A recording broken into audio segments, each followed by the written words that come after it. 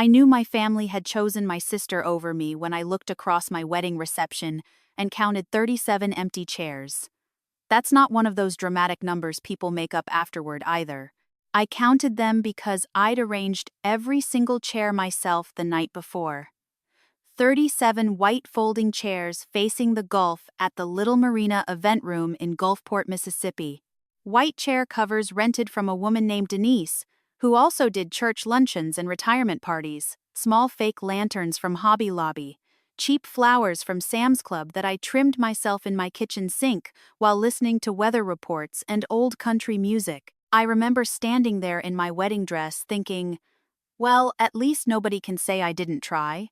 Outside, the water moved slow and gray under the evening light. You could hear the ropes from the docked boats knocking softly against metal poles every few seconds. Inside, the air conditioner rattled like it was about to quit, and half the room was empty. Actually, more than half. My husband, Daniel, leaned close and whispered, "You keep staring at those chairs. They're going to start charging rent." I laughed. A real laugh, somehow. That was the thing about Daniel. He never rushed to rescue me from my feelings, never gave speeches, never tried to turn pain into some motivational poster. He just stood beside me, steady enough that I could survive my own thoughts. The minister had already left by then. My tiny wedding cake sat crooked on the table because the delivery kid hit a pothole near Highway 90.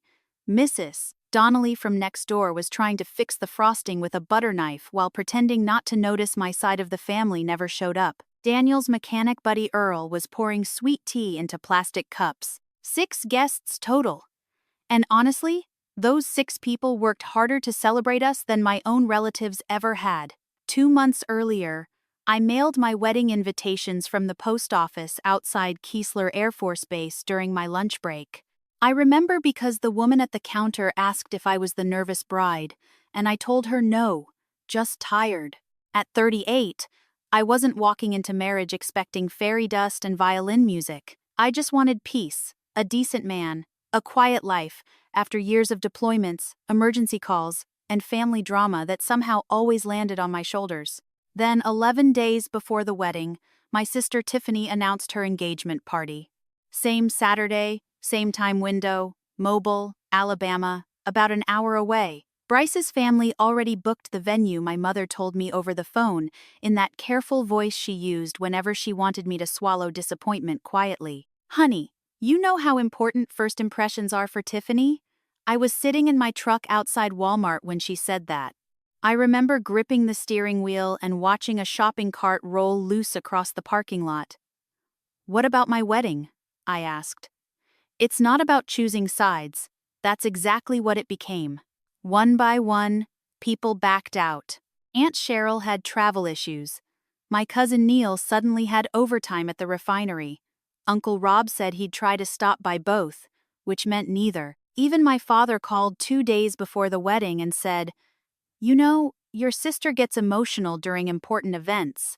I almost laughed at that, as if getting married wasn't important, as if my whole life hadn't been one long exercise in being understanding. I was always the reliable one, the one who stayed calm, the one who could handle disappointment without making a scene. The military rewards people like that. Families use them up. The wedding itself was still beautiful though, smaller than I imagined growing up, but honest. Daniel wore a dark blue suit that fit him a little tight through the shoulders, because retired Marines never stopped carrying themselves like they're 25. His bad knee bothered him that day. I noticed the tiny shift in his posture every time he stood too long, but he never complained. When we said our vows, the Gulf wind pushed lightly through the open doors, and for a second, everything felt still, like maybe I could finally stop fighting for a seat at somebody else's table. After dinner, Mrs. Donnelly clanked her plastic fork against her cup and yelled, "Cut the cake!" before Earl eats the frosting straight off it. Earl shrugged. "I've done worse." Everybody laughed. I picked up the knife with Daniel's hand over mine. That's when my phone started vibrating once, twice, then over and over against the white tablecloth. I ignored it at first. Then I looked down. Mom, Dad, Aunt Cheryl, 3 cousins. Voicemails stacking up. Texts, pouring in so fast I could barely read them. Rachel, answer your phone. Call us now. Did you know about Bryce? Oh my God, please call your mother. My stomach tightened. Daniel glanced at the screen while I stood there frozen with cake frosting on my hand. Then he gave this small, tired smile. Not smug, not happy, just unsurprised. Looks like they finally saw the news. I stared at him. What news? For a second, he didn't answer. The room suddenly felt too warm. I could hear forks scraping paper plates behind us. Somebody laughing near the coffee station. Boats outside knocking softly against the dock. Daniel took a slow breath. The FBI's been investigating Bryce's company for months. I thought he was joking. He didn't joke much, but still. I actually smiled a little at first, then I saw his face, and something cold moved through my chest. My phone buzzed again in my hand. This time, it was a voicemail preview from my mother. Her voice sounded shaky. Rachel, honey, we didn't know. Daniel gently took the cake knife from my hand before I dropped it. I met Daniel because my truck died in the middle of August heat outside Gulfport 3 years earlier. Not metaphorically died, either. I mean, smoke coming from under the hood, dashboard lights flashing, me sitting there in uniform wondering if I had enough energy left to cry about it. I'd just gotten back from a deployment in Kuwait 12 days before. My sleep schedule was wrecked. My lower back hurt all the time from cargo loading shifts. And the first thing waiting for me back home was a broken Ford Explorer with 200,000 M on it. That felt about right for my life back then. I found Daniel's repair shop because the towing guy said he's honest and old-fashioned, which usually means slow. But at least he won't rob you. The place sat off Pass Road between a bait shop and a boarded-up insurance office. Hand-painted sign out front. 3 trucks parked crooked in the gravel lot. Wind chimes hanging near the office door, made from old socket wrenches. Inside smelled like coffee, motor oil, and old paper. There was a yellow lab asleep under a desk fan. Daniel looked up from an engine block when I walked in, gray at the temples, grease on one hand, reading glasses pushed up on his head. You the explorer? He asked. I remember laughing because I was exhausted enough for that sentence to sound funny, that obvious. Tow truck driver said Air Force lady was cussing at her transmission like it cheated on her. That sounds accurate. He smiled a little.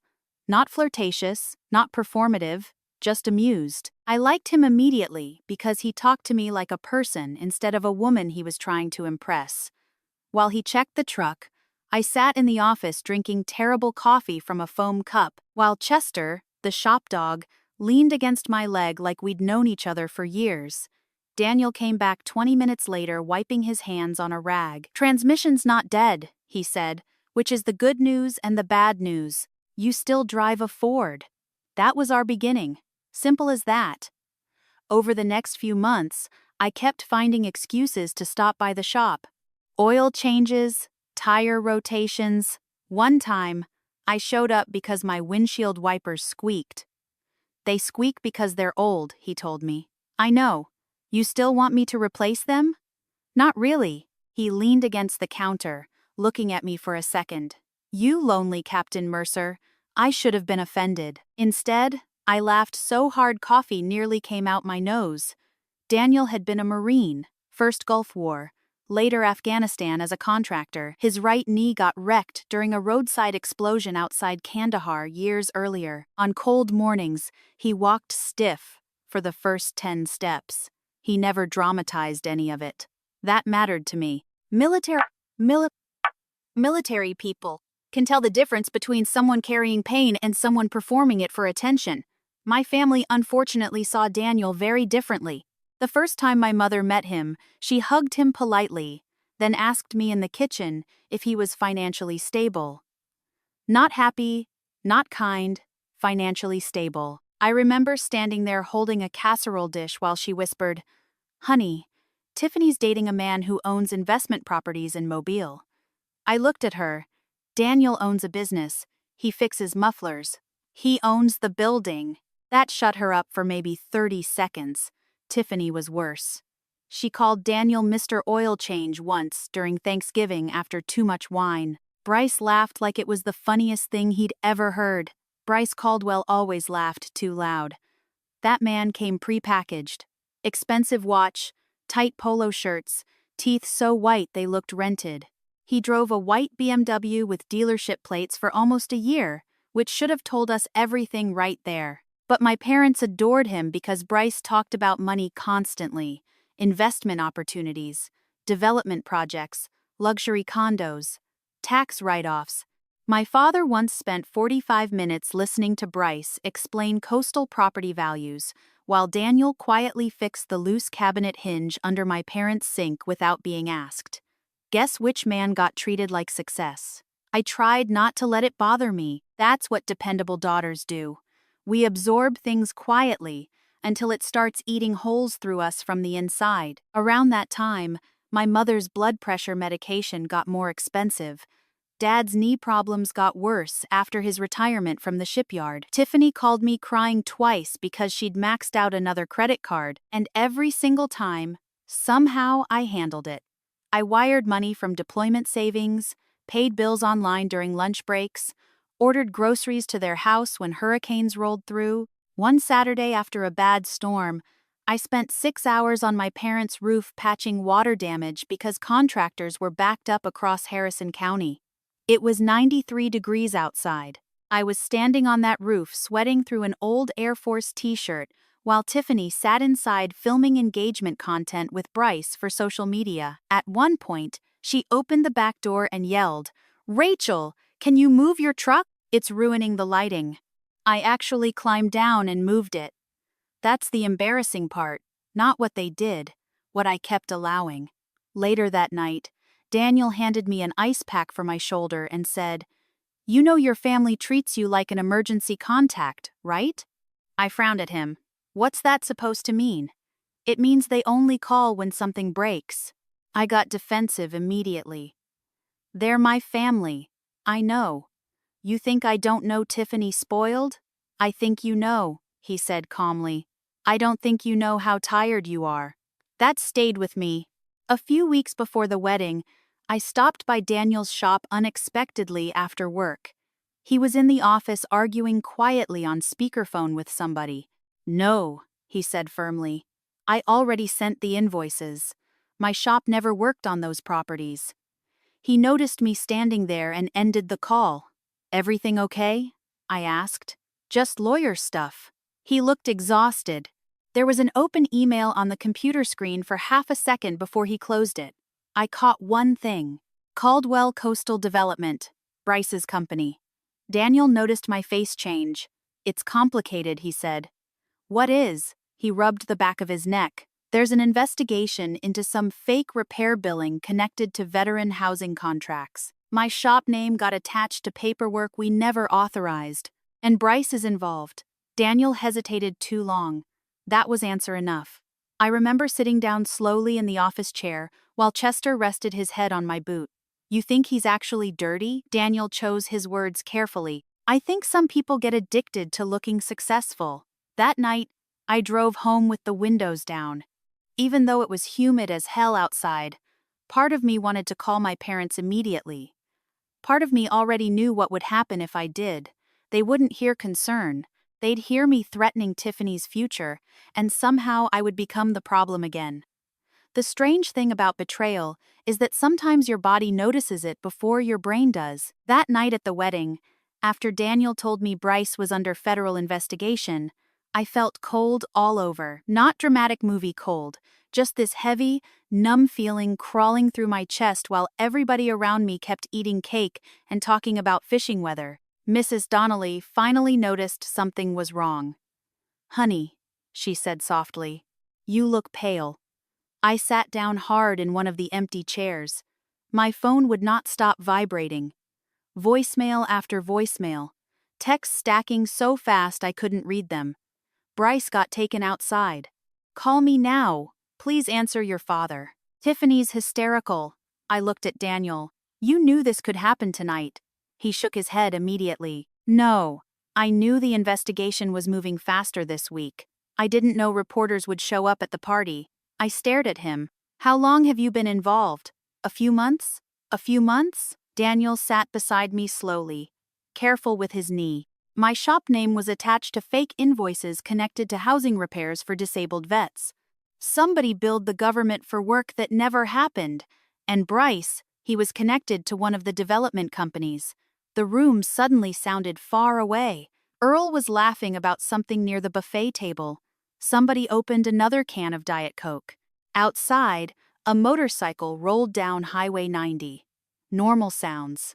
Meanwhile, my family's entire world was apparently collapsing an hour away. You should have told me, I whispered. Daniel nodded once. Probably. That honest answer somehow hurt less than excuses would have. He leaned forward with his elbows on his knees.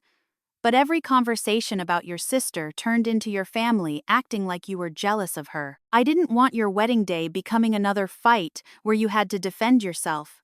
I looked down at my dress. Cheap alterations. Sand stuck near the hem from the marina parking lot, frosting on my fingers.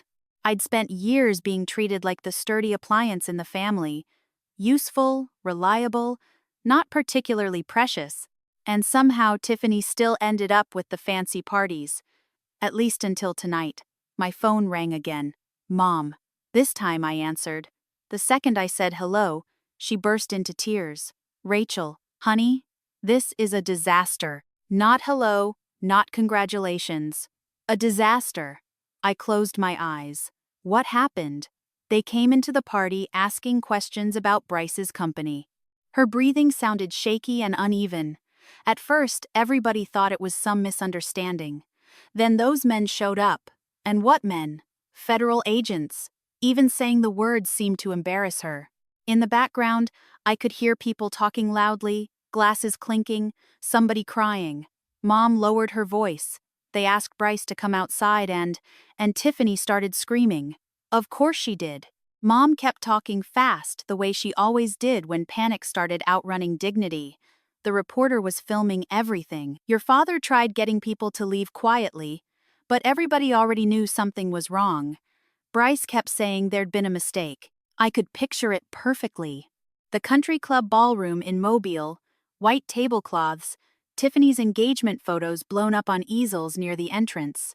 Expensive flower arrangements she probably picked off Pinterest, and underneath all that performance fear slowly leaking into the room. I didn't feel satisfaction exactly. Not yet. Mostly I felt tired. Rachel, my mother whispered. Did you know? There it was. Not concern for me. Not guilt for abandoning my wedding. She wanted to know if I knew before she did. I looked at Daniel sitting beside me quietly.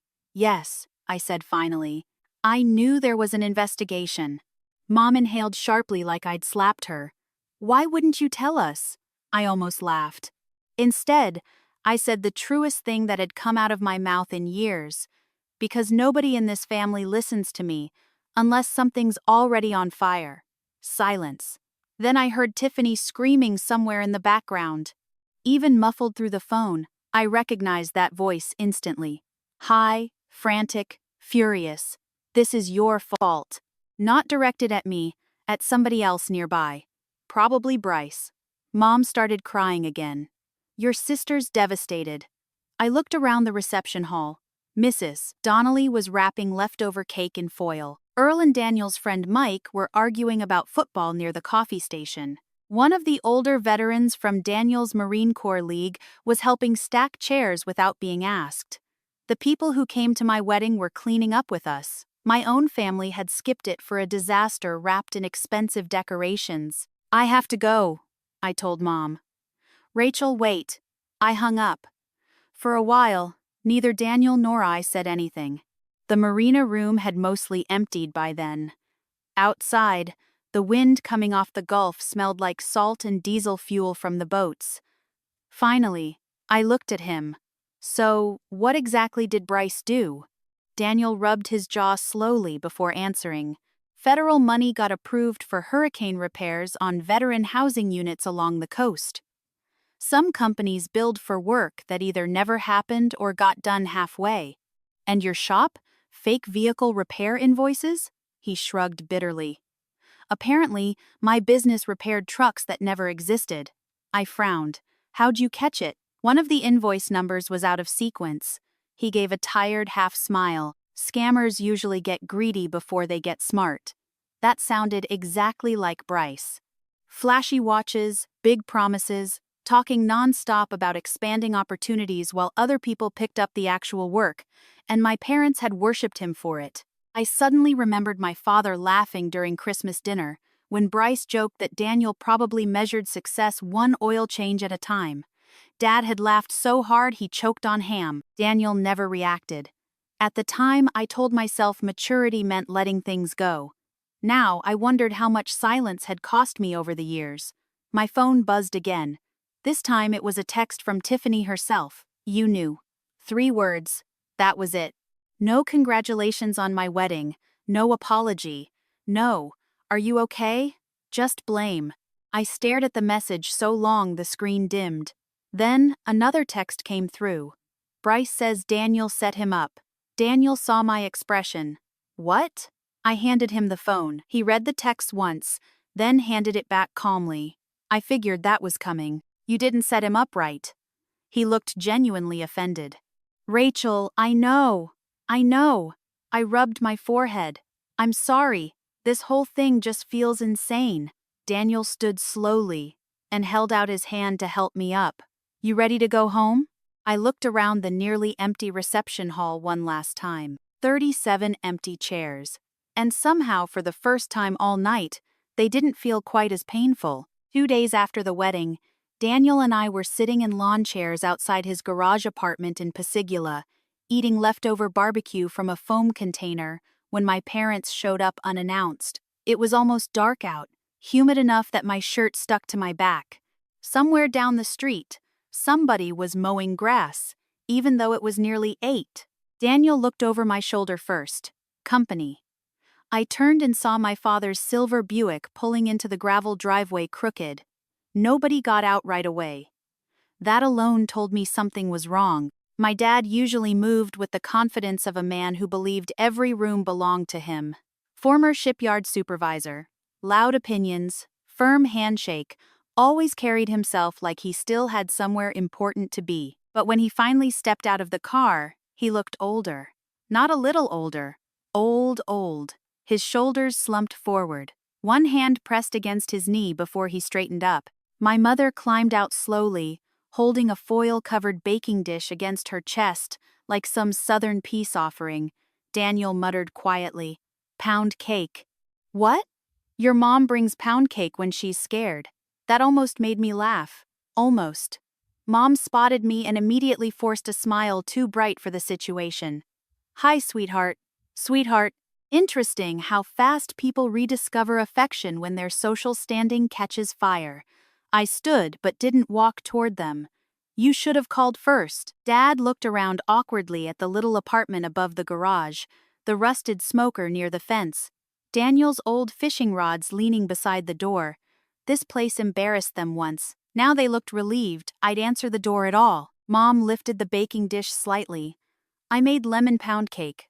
I nodded. "Okay." Nobody moved. Finally, Daniel stepped in smoothly. "Well," he said, "either we're having dessert or everybody's dying out here in mosquito country. Might as well come inside." God, that man knew how to diffuse tension without pretending it wasn't there.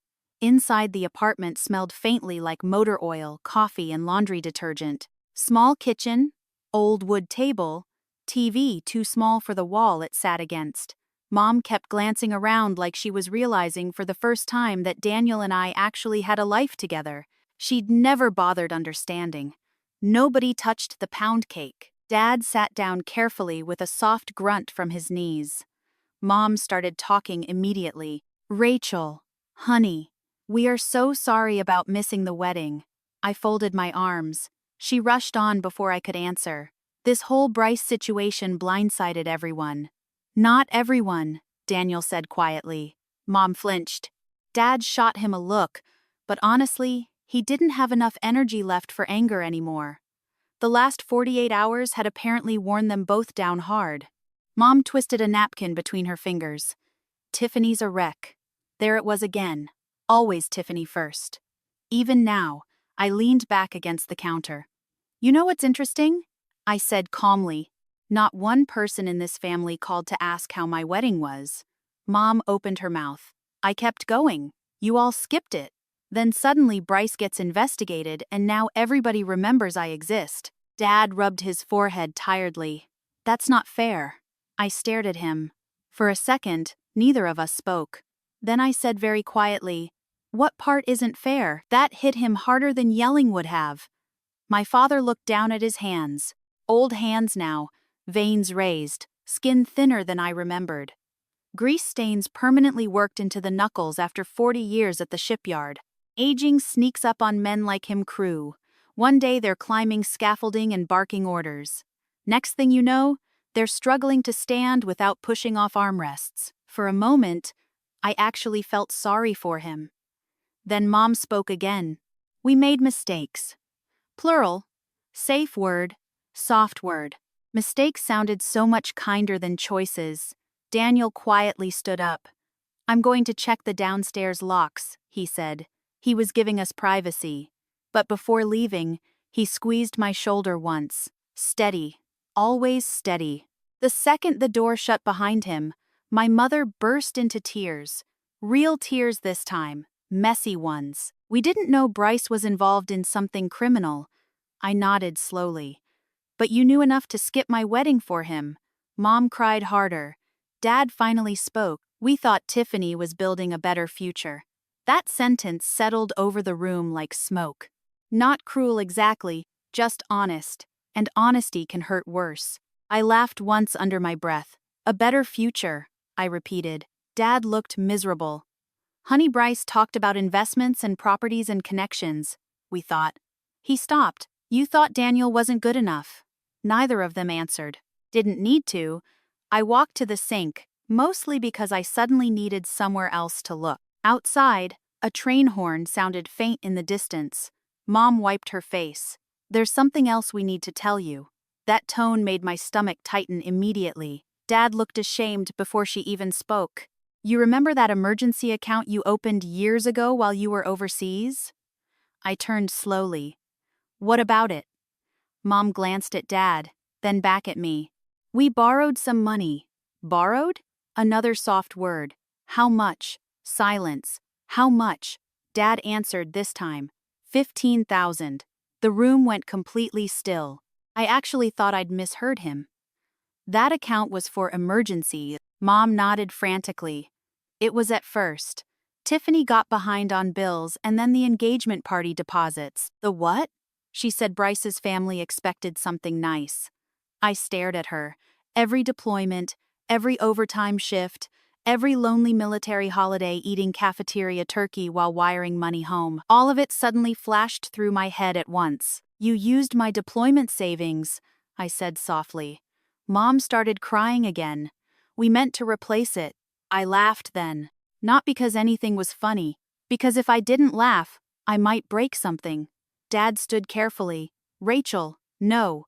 I held up my hand. Don't. My chest hurt. Not rage. Exactly. Something worse. The feeling of finally realizing people you loved had been measuring your worth by how much you could carry for them. You didn't steal money from me, I said quietly. You stole trust. Mom covered her mouth, crying. Dad looked like somebody had punched him. Good. For once, maybe they should. After a long silence, Dad said the thing I think he truly believed would fix everything. We always knew you'd land on your feet.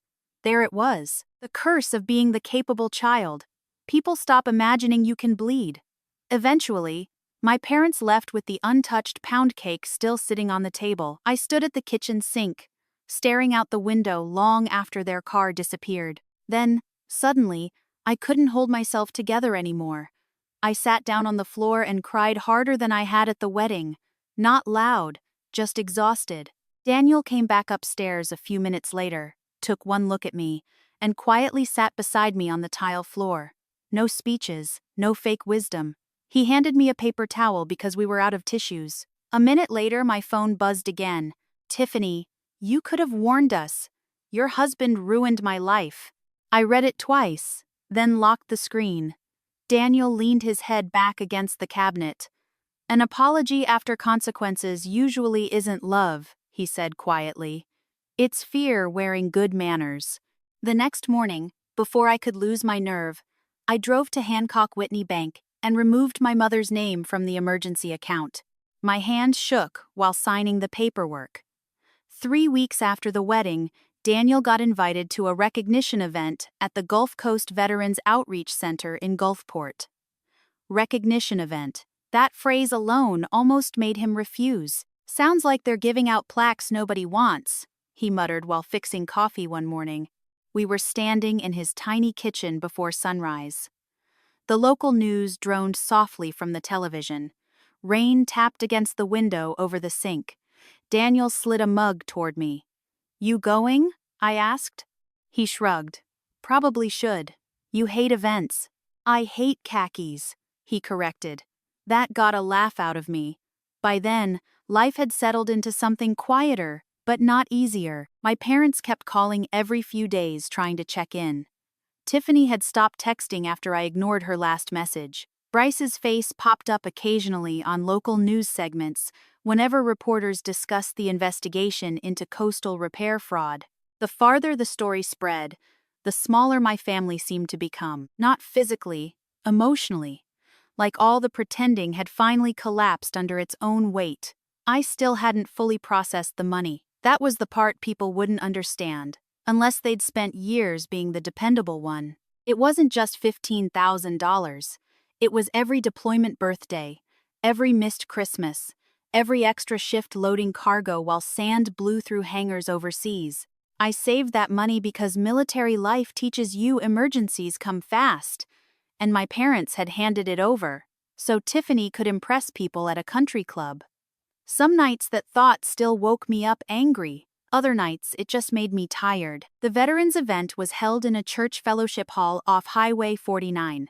Nothing fancy. Metal folding chairs, fluorescent lights humming overhead, crock-pots lined up on long tables beside trays of grocery store cookies. Honestly, I trusted people more in rooms like that. Nobody there cared about appearances much. Old Marines and faded ball caps, Navy retirees with hearing aids, Vietnam vets drinking bad coffee out of styrofoam cups. Real people. Daniel wore the same dark blue suit from our wedding. He still hated ties. You look handsome, I told him while adjusting the knot. I look uncomfortable. Also true. When we walked inside, several older men immediately recognized him. Hayes, a gray-haired Marine with a cane, hugged Daniel hard enough to nearly throw his knee out. Still ugly as hell, Aniel told him. Still limping like a 90-year old woman. The man fired back. Military affection. The room smelled like coffee barbecue sauce and old paper programs fresh from somebody's church printer. I relaxed more than I expected. Then I saw my parents sitting near the back wall. Mom spotted me first and immediately looked nervous. Dad stood slowly when we approached. For a second, nobody knew what to do. Then Daniel stepped forward and shook my father's hand like a normal person because he refused to weaponize awkwardness. Frank, Daniel simple, civil. That almost made me emotional by itself. We sat through speeches from local organizers thanking contractors, accountants, and business owners who helped expose fraud tied to veteran housing repair funds after Hurricane Zeta. Nothing dramatic. Just ordinary people explaining how greed steals from folks already carrying enough burdens. One older man talked about disabled veterans waiting months for repairs that had supposedly already been completed on paper. A woman from the VA cried quietly while speaking about elderly veterans living with mold because contractors billed for work they never finished. I glanced at Daniel. He looked uncomfortable the entire time, not guilty, just embarrassed by attention. Then the director finally called him up. Daniel walked slowly to the front of the room while everybody clapped politely. This recognition goes to Daniel Hayes, the director said, for reporting fraudulent billing connected to coastal veteran housing repairs. Despite pressure to stay quiet, Daniel looked like he wanted the floor to swallow him whole. He accepted the plaque and said exactly 14 words into the microphone. I just didn't want people stealing from old Marines who already got screwed once. That got a bigger applause than the prepared speeches. I smiled despite myself. Then everything shifted because Tiffany walked in late. Every head in the room turned toward her immediately. She looked terrible. Not movie star terrible. Real terrible. Mascara smudged. Hair thrown into a messy bun. Oversized sunglasses still on indoors even though it was raining outside. My mother visibly panicked. Dad closed his eyes briefly like he already knew. Disaster had followed her through the door. Tiffany spotted me instantly. Of course she did. She marched straight toward our table while people awkwardly pretended not to stare. "Can we talk?" she snapped. Daniel stood slightly, not aggressive, just alert. "I'm fine," I told him quietly. Tiffany folded her arms. "You're really enjoying this, huh?" I blinked. "What? All these people acting like you and your husband are heroes while my entire life falls apart." Several nearby conversations stopped completely. I kept my voice calm. "Tiffany, this isn't the place." "No," she said sharply. "You know what? I'm tired of everybody pretending you're perfect." There it was. The resentment underneath everything. Not just this scandal.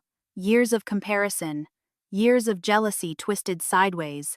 "You always wanted people to think you were better than me," she said. That honestly stunned me because the truth was exactly the opposite. My whole life I'd been shrinking myself to avoid making Tiffany feel threatened. I looked at my sister standing there trembling with anger and humiliation. Then I said quietly, "No, Tiffany. I wanted people to stop acting like I mattered less." The room went dead silent. Tiffany laughed bitterly. "Oh, please, you always loved acting like the martyr." Before I could answer, another voice spoke up from across the room. "That girl paid for my husband's transportation treatments for nearly 3 years." Everybody turned. An older woman named Marilyn Brooks stood slowly near the coffee station. I recognized her immediately. Retired Army nurse. Her husband Walt lost part of his leg in Vietnam complications years earlier. Marilyn pointed directly at me. When the veterans grant ran short, Rachel covered rides out of her own pocket so Walt could get to Biloxi for treatment. I froze. I hadn't told anyone that. Marilyn kept going. She did it quietly too. Never once asked for attention.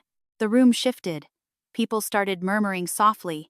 My mother looked stunned. Dad stared at me like he'd never fully seen me before. Tiffany's face changed from anger to confusion. Then my father spoke. His voice cracked halfway through the sentence. I kept waiting for Tiffany to become the daughter Rachel already was. Nobody moved. Nobody spoke. Tiffany looked like she'd been slapped. And honestly, part of me felt awful for her in that moment, because public humiliation leaves bruises even when it's deserved. I looked at my sister carefully before answering. "Being admired isn't the same thing as being decent," I said quietly. "You picked the first one every time. No screaming, no dramatic exit, just truth landing hard in a room full of people old enough to recognize it." Daniel reached for my hand under the table, and for the first time in my life, I didn't feel invisible inside my own family. About 3 months after the veterans event, life finally started feeling quiet again. Not perfect, just quieter. And after the kind of year I'd had, quiet felt almost luxurious. One Saturday morning in October, Daniel and I were sitting at a Waffle House off Interstate 10, sharing hash browns and bad coffee while rain tapped against the windows. The waitress called everybody baby, no matter their age. An older couple argued gently over syrup choices in the booth behind us. Daniel slid half his bacon onto my plate when he thought I wasn't paying attention. Married life, apparently. No violins, no dramatic speeches, just small kindnesses repeated often enough to feel safe. Bryce's legal problems kept getting worse. The local papers ran occasional updates about the investigation. More contractors came forward. More fake invoices surfaced. Last I heard, several people connected to the development company were negotiating plea deals. Bryce himself disappeared from social media completely, which honestly might have been the first honest thing he'd done in years. Tiffany moved to Florida sometime in early September. Clear water. I think Mom told me during one of our carefully polite phone calls. She needed a fresh start. I almost asked who paid for it, but I didn't. That was another thing changing in me. I no longer needed every conversation to end with somebody admitting I was right. Sometimes boundaries are quieter than revenge. Tiffany texted me twice after she moved. The first message said, "I know things got out of hand." The second said, "Hope you're happy now." Neither one was a real apology, more like someone testing whether the door was still unlocked. I never replied. Not because I hated her. Honestly, that would have been easier. The truth was sadder than hate. I loved my sister. I probably always would. But loving somebody doesn't mean handing them unlimited access to your peace. That lesson took me nearly 40 years to learn. My relationship with my parents settled into something cautious and strangely formal. Holiday calls, short visits, updates about medical appointments and weather and neighbors, no more emergency money transfers, no more solving every crisis before they even ask. One afternoon, Mom hinted that Dad's truck needed expensive repairs. Old Rachel would have quietly paid the mechanic. Instead, I said, "I'm sorry to hear that," and waited. The silence on the other end of the phone stretched long enough for both of us to notice it. Then she changed the subject. Progress sometimes looks incredibly boring from the outside. Daniel noticed the difference before I did. "You don't flinch every time your phone rings anymore," he said one evening, while we cleaned fish on the back patio. I looked up. "Huh? You used to." Maybe I had. When you spend years being everybody's emergency contact, your nervous system forgets how to rest. A few weeks later, Daniel and I drove out to Biloxi National Cemetery to visit an old Marine friend of his named Curtis. Daniel brought cheap gas station flowers because, according to him, Curtis would have complained if I spent real money. We stood quietly near the grave while Gulf Coast wind moved through the trees overhead. Daniel talked a little about the old days. Not glorified war stories, just memories. Curtis burning coffee in a field kitchen. Curtis cheating at cards. Curtis once falling asleep during a briefing and snoring loud enough to embarrass an entire platoon. The older I get, the more I realize grief and humor usually travel together. On the drive home, Daniel rested one hand on the steering wheel and the other on my knee. "You okay?" he asked. "Yeah," I said after a second. Actually, yeah, and I meant it. Not because everything got fixed. It didn't. My family never transformed into warm movie version people. Tiffany never had some magical breakthrough where she suddenly understood all the damage she caused. Even my parents, despite trying harder now, still slipped into old habits sometimes, but something inside me had changed. I stopped auditioning for love that should have been given freely. That changes everything. A few nights before Christmas, I finally framed one of our wedding photos. Not the professional portraits. Those felt too staged. I picked a candid shot Mrs. Donnelly took on her phone while Daniel and I were laughing during cake cutting. You could barely see the decorations. Half the chairs in the background were empty. My hair was falling loose from the humidity. Daniel had frosting on his thumb. My phone sat face down near the edge of the table, buzzing silently while we smiled at each other. For months, I avoided looking at that picture too long. At first, all I saw were the empty seats. Now, I noticed different things. The people who did show up, the way Daniel looked at me, the fact that I'd smiled genuinely, despite everything. I placed the frame on the mantel above the electric fireplace in the apartment. Daniel walked past carrying laundry and stopped. "That's the one you picked." "Yeah." He studied it for a second. "Good picture. It's imperfect. So are we." Fair point. That night, we sat together on the couch watching an old western while rain hit the windows outside. Nothing dramatic happened. Nobody called crying. Nobody needed money. Nobody demanded I rescue them from consequences they created themselves.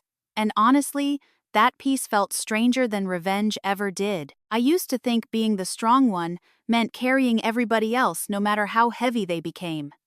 Turns out, real strength sometimes means putting the weight down. If you've ever been the dependable person in a family that only noticed you when they needed something, then you probably understand this story better than most. Thank you for spending this time with me. And if nobody's told you lately, being useful is not the same thing as being loved.